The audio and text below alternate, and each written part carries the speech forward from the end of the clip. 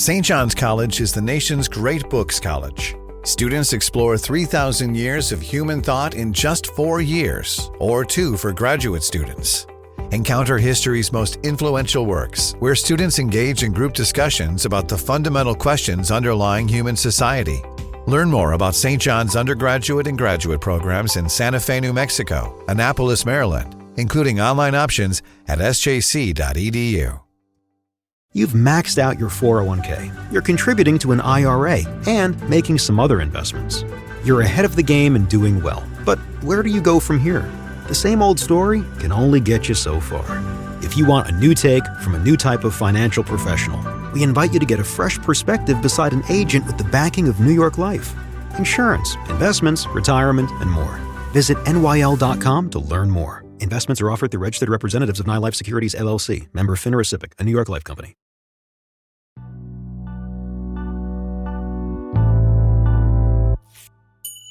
Many forms of scientific expertise in criminal justice proceedings have been debunked or come under scrutiny in recent years. Things like bite mark analysis and blood spatter analysis used to be commonly understood as rigorous, empirical analysis. But these questionable theories often fall apart on closer inspection. This is how science is supposed to work. Experts observe, they hypothesize, they test, and they revise their previous understandings of the world. And in academia and in scientific journals, that's all well and good. But what happens when evolving science is brought into the courtroom? In a courtroom, no one is well positioned to rigorously evaluate a scientific debate, not judges, not jurors, and not even the people calling expert witnesses. My name's Jerusalem Demsis. I'm a staff writer at The Atlantic, and this is Good on Paper, a policy show that questions what we really know about popular narratives. Today's episode is about abusive head trauma, but you probably know it by its older name, shaken baby syndrome. Babies cannot speak for themselves.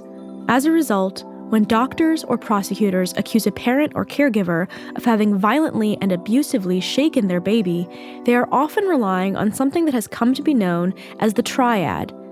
The Triad refers to 3 medical findings: subdural hemorrhage, or bleeding in the area between the brain and the skull, retinal hemorrhage, or bleeding in the retina, and brain swelling. If these findings are present, according to shaken baby syndrome adherents, that would mean a baby has been abusively shaken.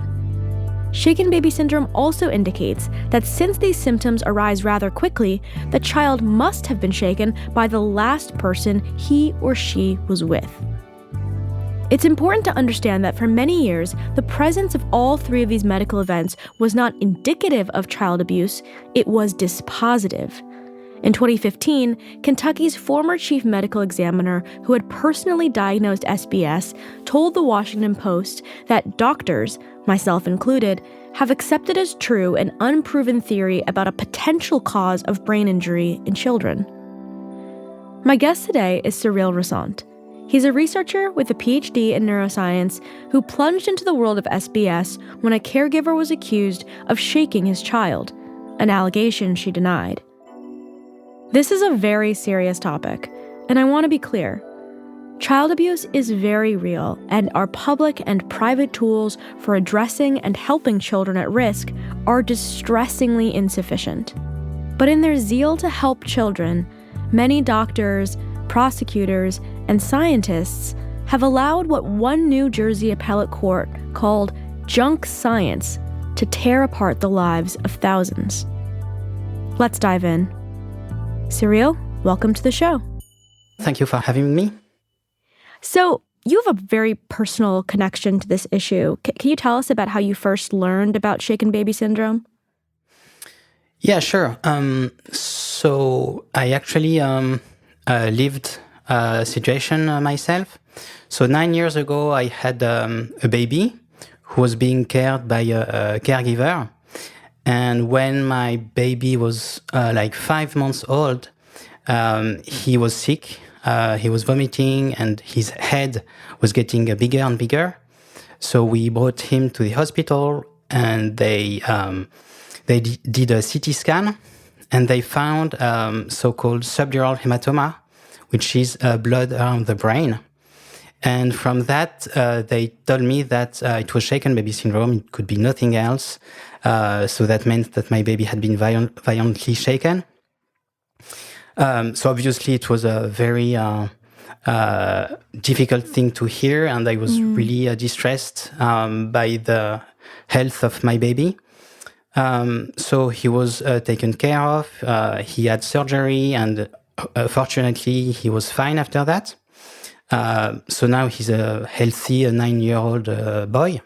But at the time, it was very hard. And obviously, since it was a situation of suspicion of child abuse, the hospital had to report the case to authorities and to call the police.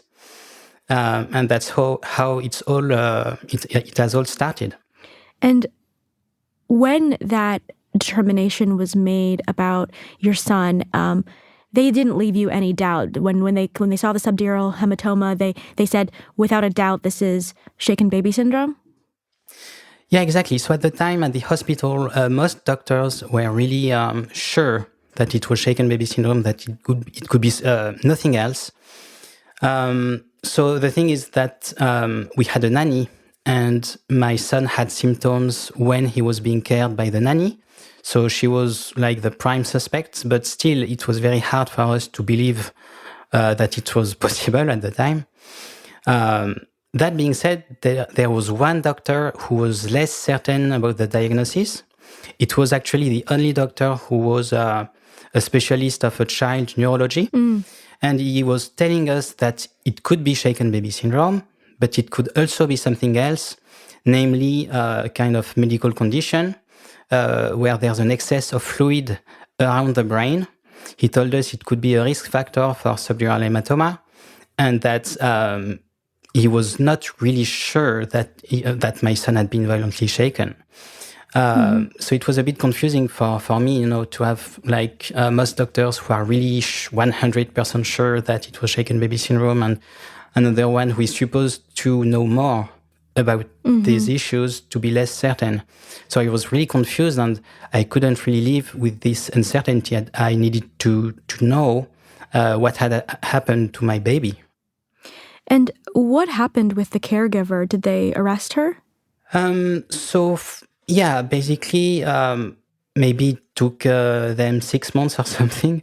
But after 6 months, she was put in custody because in the meantime, there was a medical expert who looked at the case and said, well, yes, it's a shaken baby. So it happened when my baby was being cared by the caregiver, by the nanny. So it had to be her. So she was put under custody. She was interrogated by the police. And then she was being prosecuted for 4 years. Oh, my God.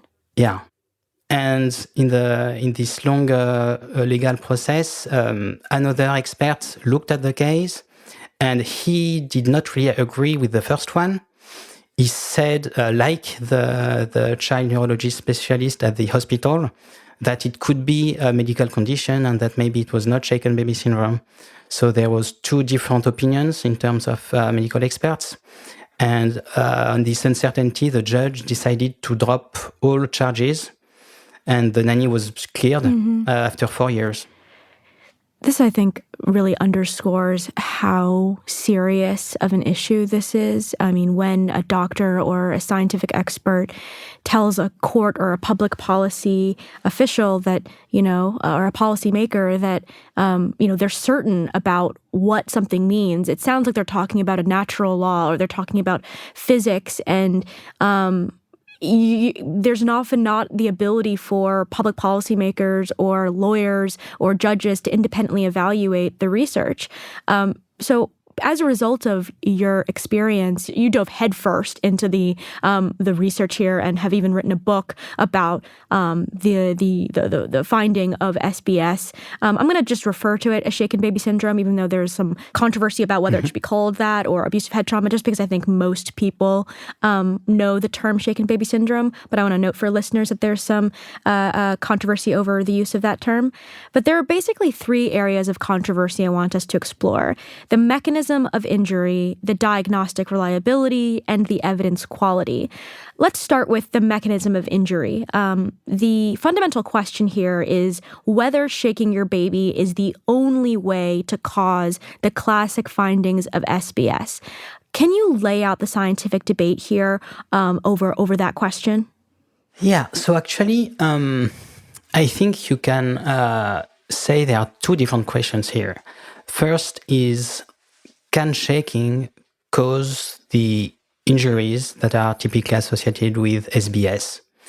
And second, are these medical findings always caused by shaking, right? Mm-hmm. So it's kind of two inverse relationships. The causal link, and is it the only cause? If it's a cause, is it the only one?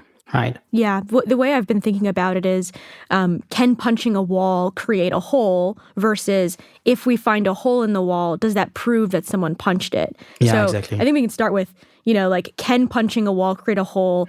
Can shaking a baby lead to the injuries of the classic findings of SBS?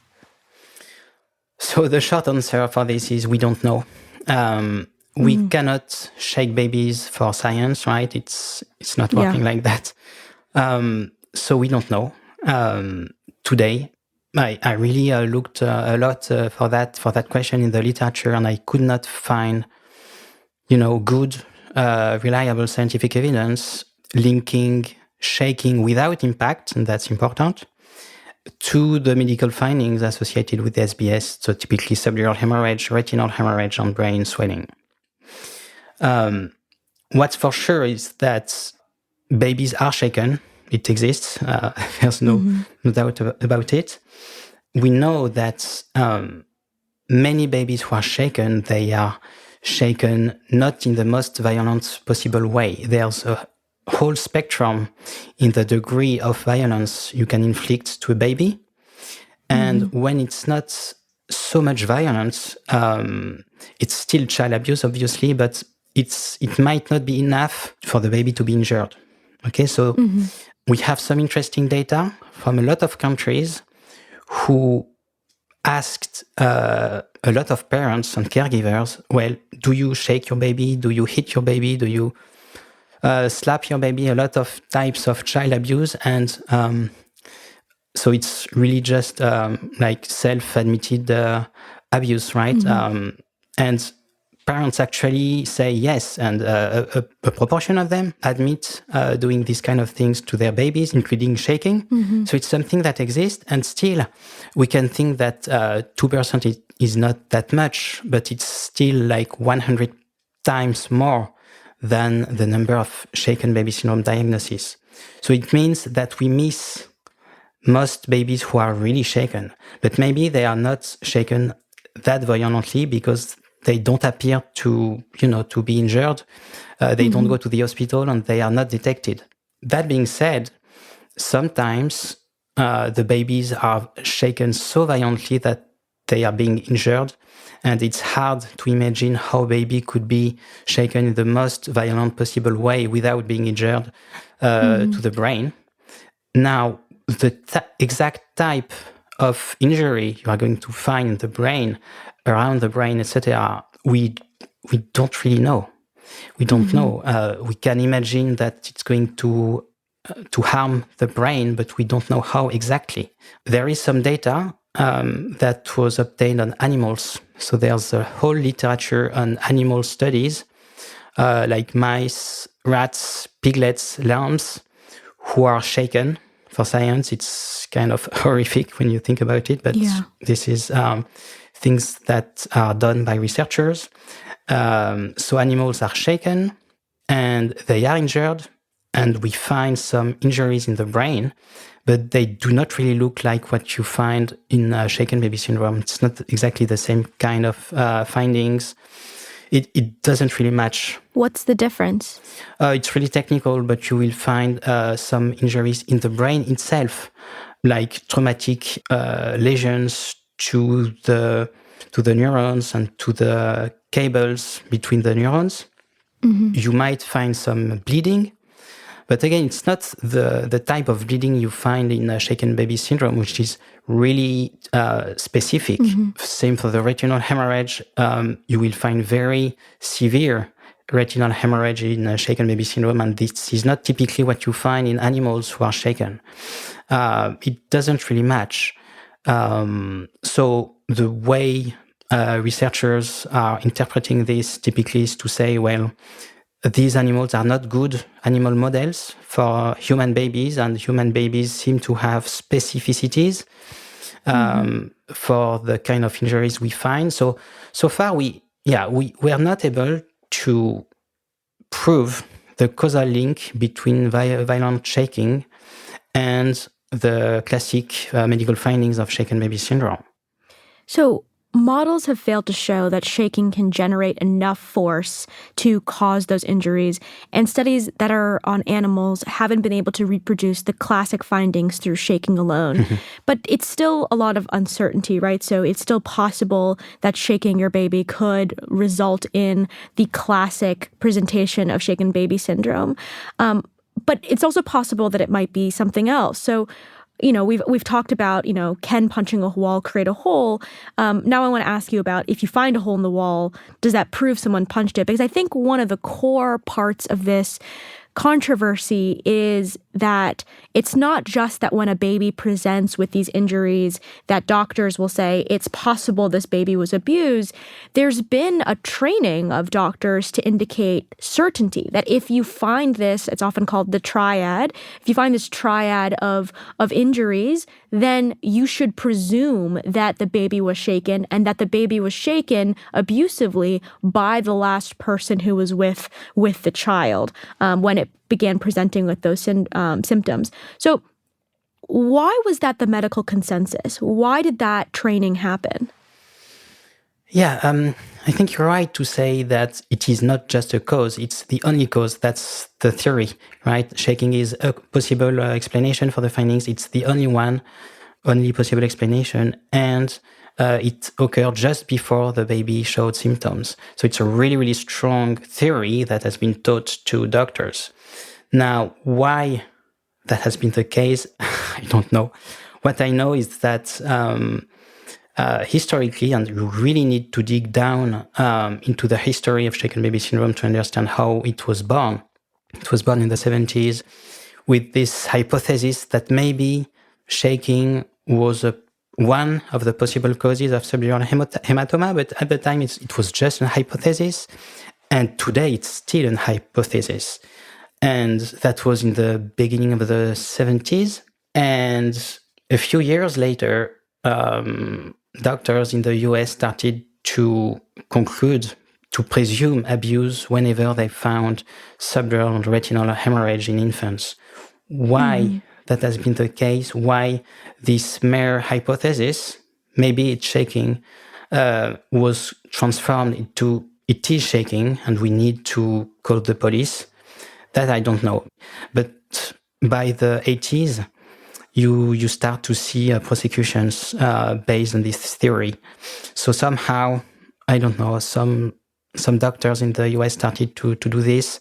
It's important also to say that there was the context of reporting any suspicion of child abuse to authorities that started in the 60s.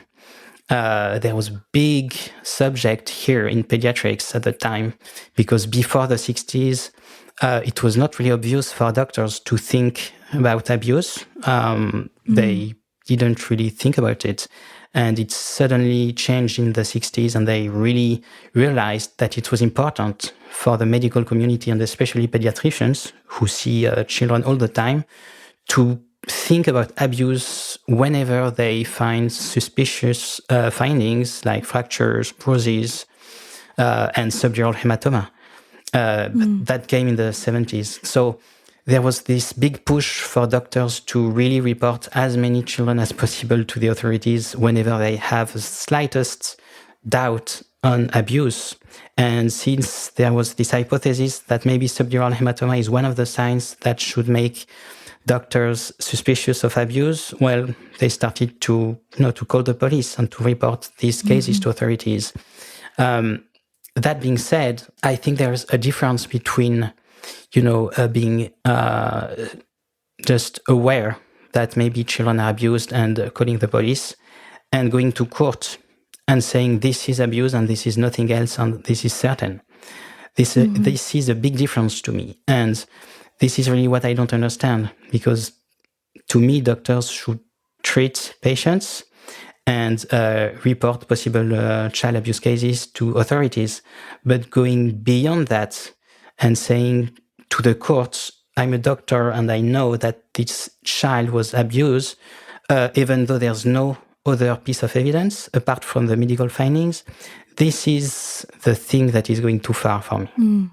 What other things can happen that can cause these symptoms to present in babies? Are there other potential explanations that you found when researching this? Yeah, so actually, now we know a lot of possible causes of subdural and retinal hemorrhage. First, there's everything involving accidental trauma, like shortfalls and domestic accidents. Whenever there's an impact to the head, even what appears to be a small impact, it can really cause severe injuries, including what we see in shaken baby syndrome. There's also biomechanical data about this. Impact is really, really dangerous for the skull and for the brain in a child. Then you have many, many rare diseases like genetic, metabolic, neurological conditions that can all cause subdural hematoma or be a risk factor for the development of subdural hematoma after a minor impact, which really happens in most babies once they start to sit down, right? They can fall, and they can when they try to get up, to stand up, they can also fall. So it's really, really common for babies to hit their head. Most of the time, it's not going to cause anything, but if there is a medical condition, if there is a risk factor, then it might cause the findings of shaken baby syndrome. There are infections that can cause blood clotting disorders. There's really a lot of things. It's really complicated. It's really not possible to say that only shaking is the only cause of the SBS findings. There are also risk factors. Again, it can be medical conditions, but it can be just prematurity. It's a big risk factor. These babies are much more fragile. Babies who have a low birth weight, babies who have a large head. There are many, many little things like this that can increase the risk of subdural and retinal hemorrhage after minor impact. So yeah, it's really, really complicated. I want to talk about some of the pushback that people like you have received from other scientists who stand by the shaken baby syndrome diagnosis and say that it is perfectly reasonable for doctors to presume and for the courts to presume that when these injuries present in children, in babies, that we should assume a caregiver has shaken the child. What they often point to is the fact that numerous perpetrators have confessed and admitted to shaking their babies, and that the confessions often will provide detailed accounts that match the medical findings of shaken baby syndromes, and that they have kind of these consistent patterns. Why is that not convincing to you that perhaps maybe it's the case that science hasn't figured out exactly how shaking will cause these symptoms, but if people are admitting to having shaken their baby and then their baby is presenting with these symptoms, that's a reasonable cause and effect to presume? Yeah, it's true that confessions today, it's the main piece of evidence for shaken baby syndrome. The question is not whether confessions exist or not, it's how reliable they are and what you can learn from the confessions, right? So confessions do exist. And I also want to stress that obviously some of these confessions are true and that some parents do abuse the babies and they end up confessing when they are being interrogated by the police. So yeah, you cannot possibly say that all confessions are false. It's not working like this. That being said, I've studied this question a lot in the scientific literature, and it's true to say that they are really unreliable scientifically. They are not scientific evidence. And it's not obvious to realize that, because when you don't know the subject, you think, well, if the person admits something that horrible, it must be true. There's no reason for an innocent person to say they did it if they did not, right? But it's much more complicated than that. The topic of false confessions are in general, not just for Shaken Baby, for any type of crime. It has been known for decades. Maybe the Innocence Project that was able to exonerate a lot of people based on DNA evidence. Well, it turns out that between 25 and 30% of all the DNA exonerations had falsely confessed, and they were factually innocent because that was proved by DNA, which could point to someone else, right? Mm-hmm.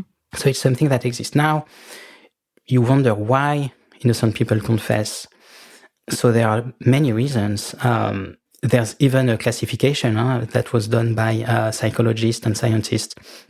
There's a psychologist called Saul Kassin, who is an expert of this, and he has devised a classification of false confessions. But so, for example, one of the reasons is just plea deals.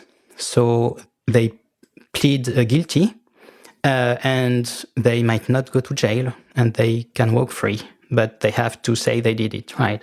But even without that, even in the police interrogation room, innocent people can be led to confess what they did not do in this context. For example, the police can say, well, if you confess, the child who is in foster care can go back to you. You can get back your child if you confess. Or maybe if you confess, your child can go back to the other parent, right?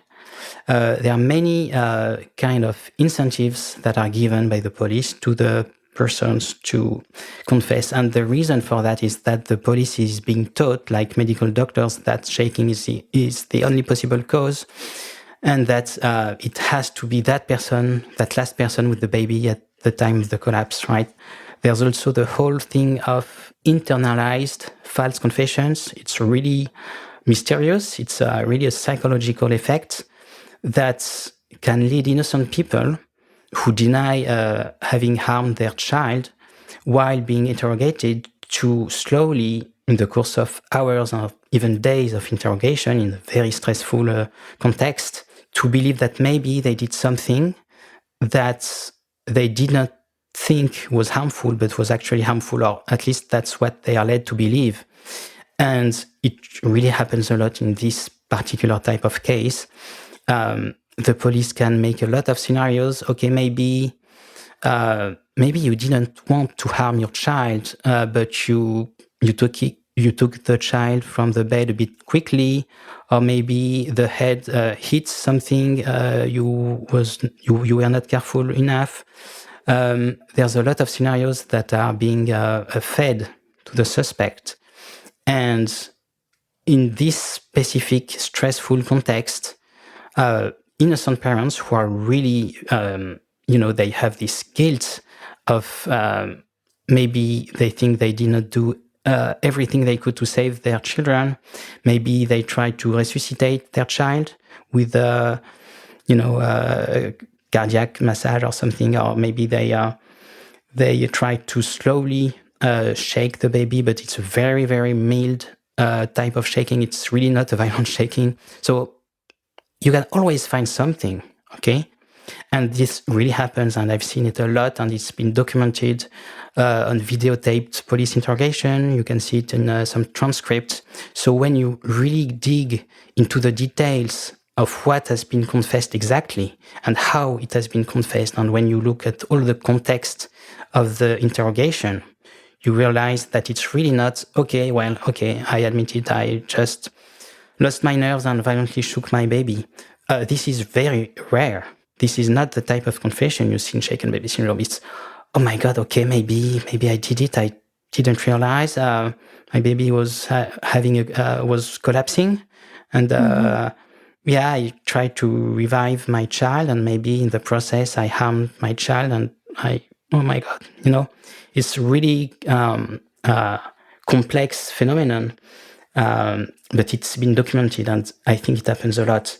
So you cannot just say, okay, confessions exist, so it must be true, right?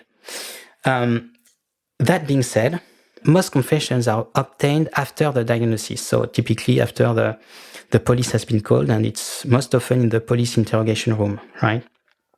So there's this big contamination, and it's more than that. It's really, really a pressure, because the police thinks to know that the baby was shaken and that this person is guilty, right? So there's a whole bias, right? What would be interesting would be to see if confessions can be obtained before the police interrogation, and even before the medical exam that will show the medical findings that are associated with SBS. Because if it's obtained before, then there's no way the diagnosis could, influence the confession, right? Obviously, this kind of confession is very rare, but there is at least one study that was able to find something like 36 cases where the confessions were obtained before any kind of medical exam. So there's a lot of reason to believe that these kind of confessions are genuine, are true, right? And what's interesting is that in those cases, you are not going to find the medical findings of SBS. So, there are many, many reasons to be skeptical of this theory. After the break, shaken baby syndrome goes by a different name now, but the same problems persist.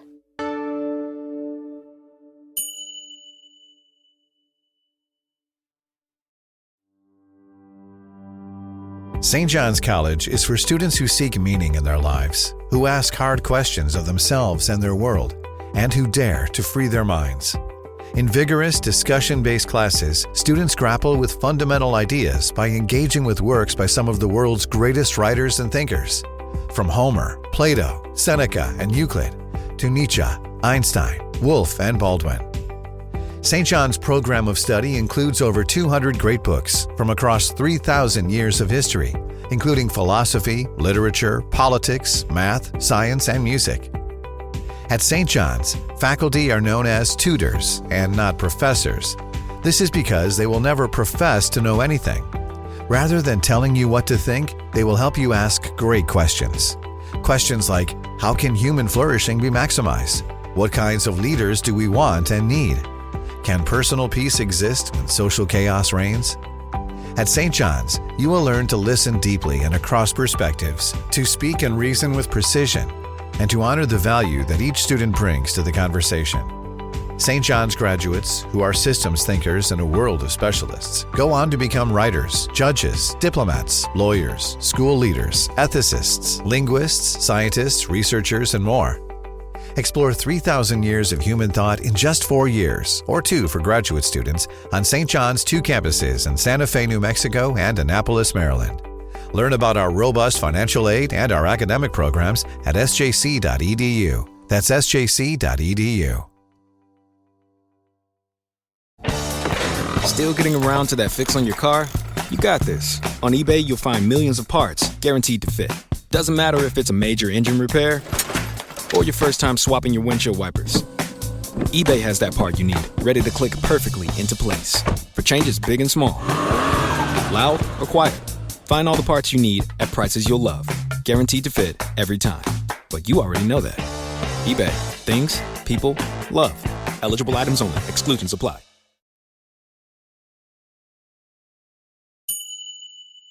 I'm hoping you can explain why the term shaken baby syndrome has fallen out of use. Now we're more likely to hear the term abusive head trauma. And I'd assumed that was due to the criticisms levied by folks like you who've become skeptical of the SBS diagnosis. But in a policy statement about the diagnosis, the American Academy of Pediatrics said that the name change to abusive head trauma, quote, was misinterpreted by some in the legal and medical communities as an indication of some doubt in or invalidation of the diagnosis and the mechanism of shaking as a cause of injury, end quote.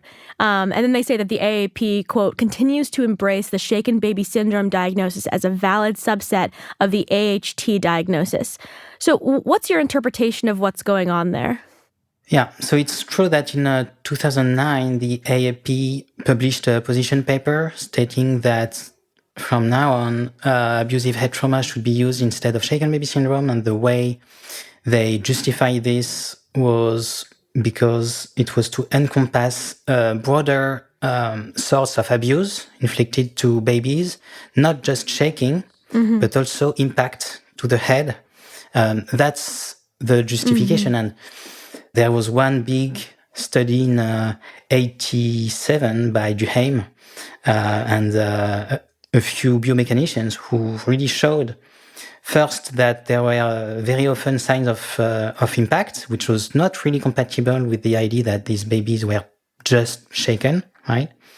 And also they did a biomechanical study to show that the forces involved with shaking are much lower than when there's any kind of impact to the head. So impact to the head is really, really severe and implies very big forces to the head and big deformation and big energy. So it's much more dangerous. And there was some controversy in scientific articles about this that partly led to, I think, this decision to change the name from shaken baby syndrome to abusive head trauma, because it was not just shaking. Very frequently, there's also impact. Now, it's true that before 2009, especially since the Louise Woodward trial in Boston in 1997, there was a lot of controversy in the media, in the scientific articles, on specifically shaken baby syndrome, the hypothesis that you could infer abuse just with the triad without any sign of impact. And some people believe that this change of name is a consequence of this controversy. Obviously, the AAP, the medical institutions, do not really acknowledge this because their position has always been to say that there is no controversy at all, right?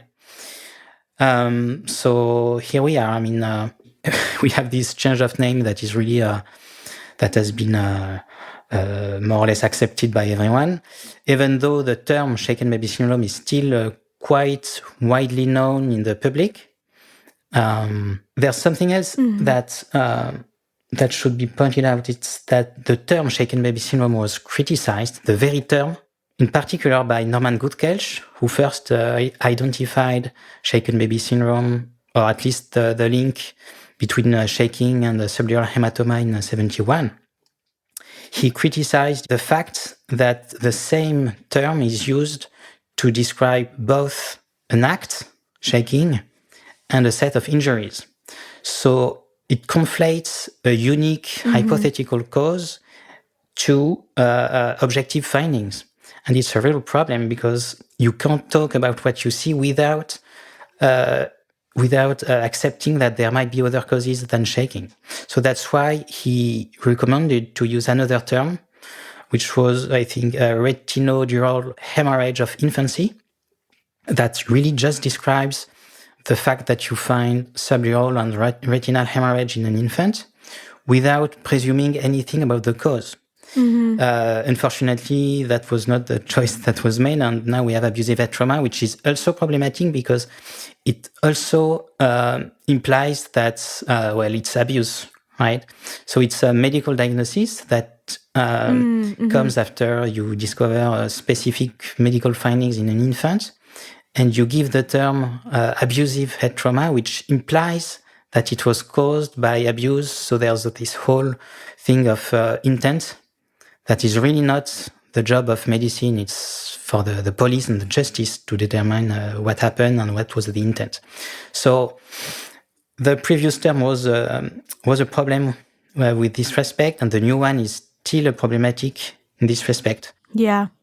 It was really interesting when I was reading about the controversy with Norman Gutkelch, who you just mentioned. I mean, he's called like the father of shaken baby syndrome because of his 1971 paper. NPR reported that he reviewed a case in Arizona, and they wrote that he was troubled to see that the medical examiner's autopsy had concluded that the baby died of shaken baby syndrome while discounting other possible causes. So, given that, like, why do you think it's been difficult for the medical community to become more agnostic about whether these injuries that show up in children are necessarily the result of abuse or of some other thing going on? Like, why is the AAP still saying this? I mean, I know you can't speak to them specifically, but why do you think there's just been such reticence from the medical community? Oh, that's a very good question, and I'm wondering this. I mean, it's been 10 years almost that I ask myself this very question, and I don't really know. I think it's more general than that. It's, in the human psychology, the fact that it's very hard to recognize that you were wrong before. It's very hard to change one's own mind, especially when doctors have made a lot of diagnoses with very severe consequences, with removal into foster care and criminal prosecutions, etc.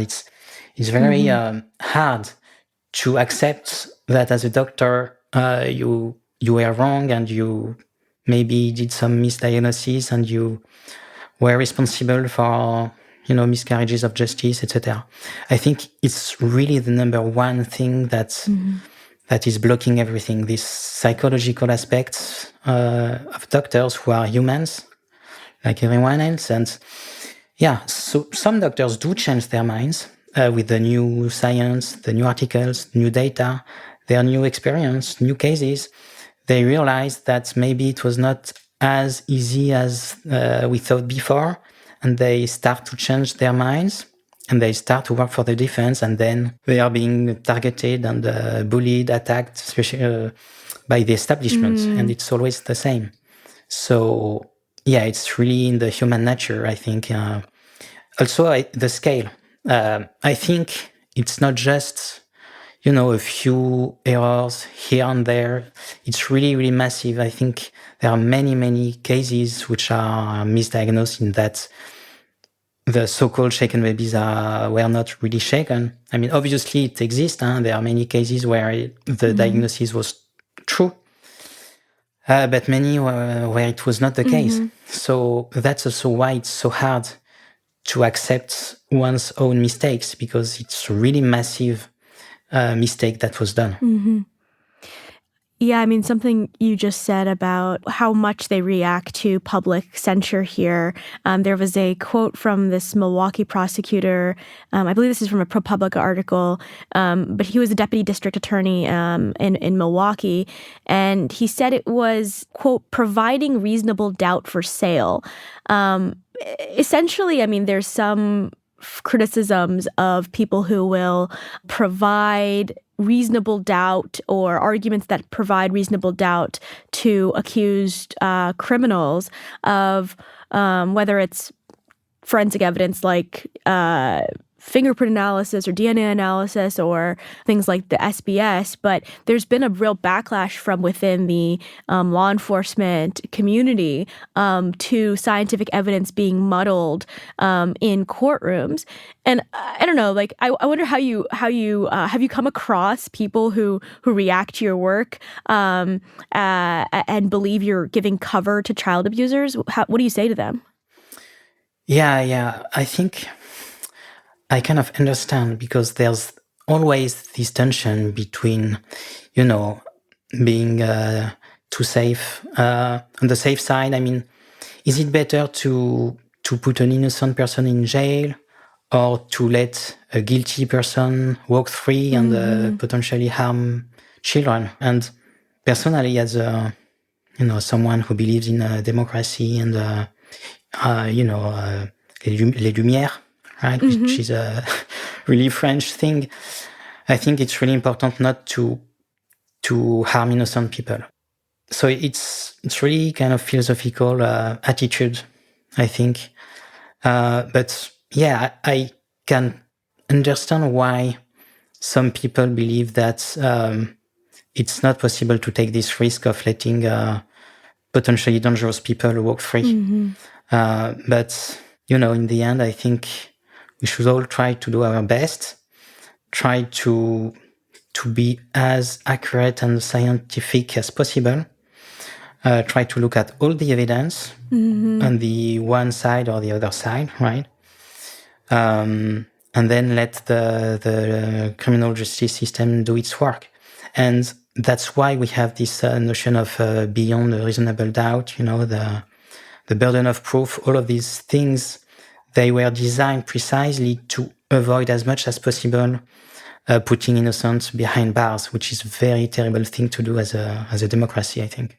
Do you have thoughts on how you would have preferred to have things play out in your case?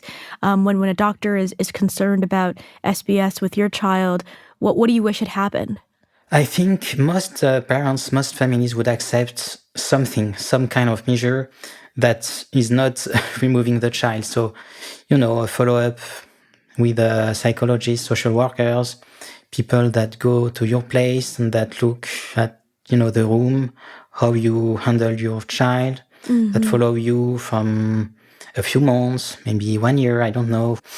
It depends on the situation, but that is fine. And we actually had that, even though the nanny was being prosecuted after the first month. We did have a follow-up with psychologists and social workers for like 2 years, I think.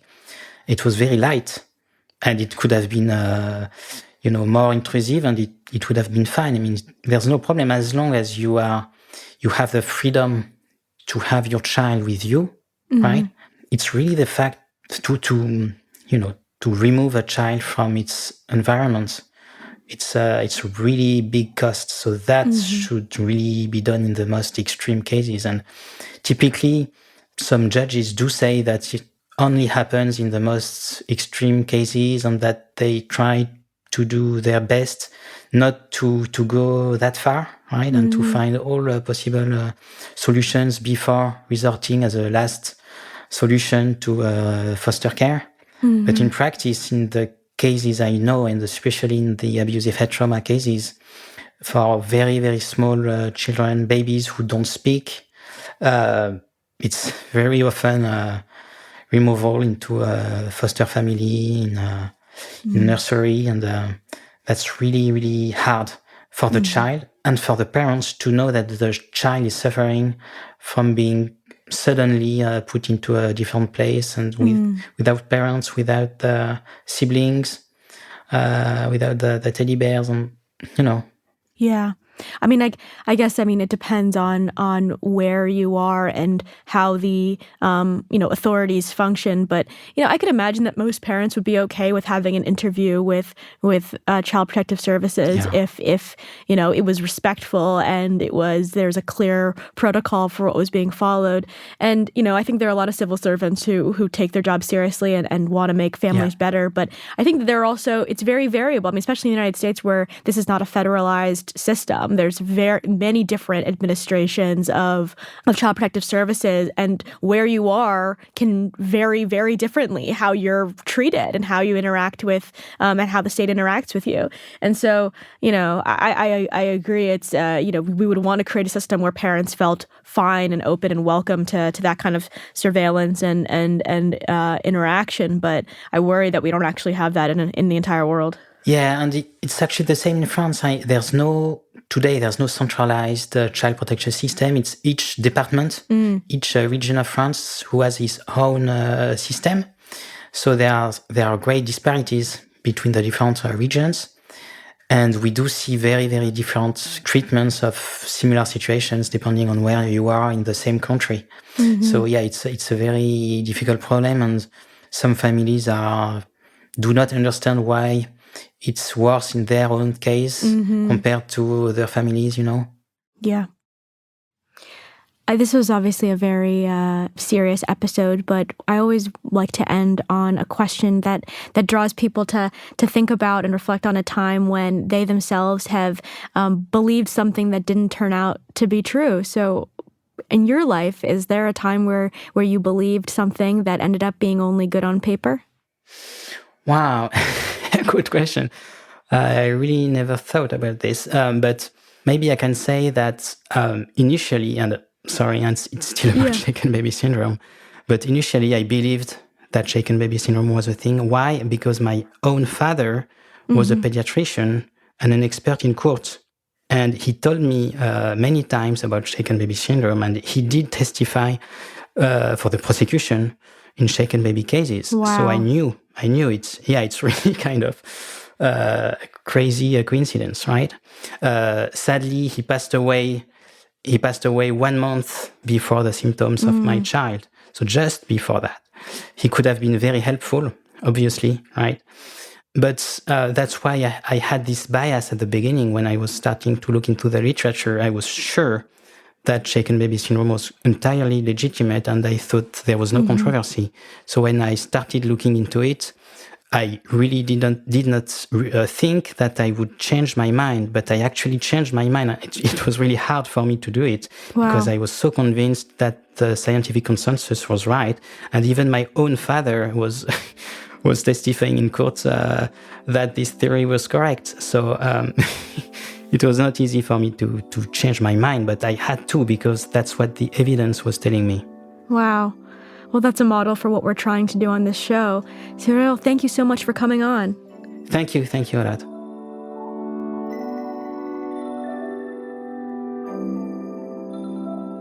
Good on Paper is produced by Rosie Hughes. It was edited by Dave Shaw and fact-checked by Enna Alvarado. Erica Huang and Rob Smirciak engineered this episode. Rob Smirciak also composed our theme music. Claudine Abade is the executive producer of Atlantic Audio. Andrea Valdez is our managing editor. And hey, if you like what you're hearing, please leave us a rating and review on Apple Podcasts. I'm Jerusalem Demsis, and we'll see you next week.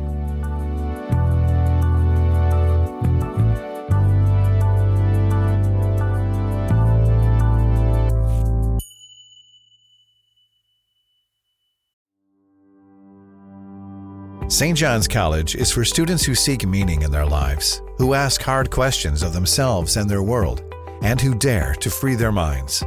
In vigorous, discussion-based classes, students grapple with fundamental ideas by engaging with works by some of the world's greatest writers and thinkers. From Homer, Plato, Seneca, and Euclid, to Nietzsche, Einstein, Woolf, and Baldwin. St. John's program of study includes over 200 great books from across 3,000 years of history, including philosophy, literature, politics, math, science, and music. At St. John's, faculty are known as tutors and not professors. This is because they will never profess to know anything. Rather than telling you what to think, they will help you ask great questions. Questions like, how can human flourishing be maximized? What kinds of leaders do we want and need? Can personal peace exist when social chaos reigns? At St. John's, you will learn to listen deeply and across perspectives, to speak and reason with precision, and to honor the value that each student brings to the conversation.